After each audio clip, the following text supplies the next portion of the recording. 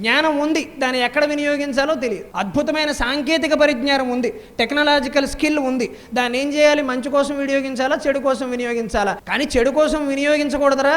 మనం ఏ నైపుణ్యాన్ని సంపాదించుకున్నా దాన్ని మంచి కోసమే వినియోగించాలి అని తెలియాలి అంటే తెలుగు సాహిత్యాన్ని, ఆధ్యాత్మికతని వంట పట్టించుకునే ప్రయత్నం చేయాలి. మనం ఏ చదువులు చదివినా తెలుగుని, సంస్కృతాన్ని అందుకే విడిచిపెట్టదు. ఆధ్యాత్మిక జ్ఞానం లేకుండా కేవలం శాస్త్ర పరిజ్ఞానం మనిషికి అది విషతుల్యంగా మారిపోతుంది, సమాజానికి ప్రమాదం. అందుకని అది మంచి కోసం వినియోగించాలని చెప్పాలి. ప్రహ్లాదుడికి చదువు ఏ చదువు నేర్పించాలి? చదువులు మనకి మనం ఏమిటో తెలుసుకోవటానికి ఉపయోగపడే జ్ఞానాన్ని అందించాలి. కానీ ఈరోజు చదువులు అటువంటి జ్ఞానాన్ని మనకు అందిస్తున్నాయా?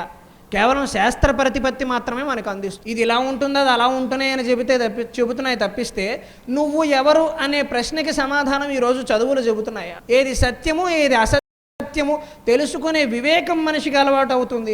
ఆ వివేకం తెలియాలంటే చదువుకోవాలి.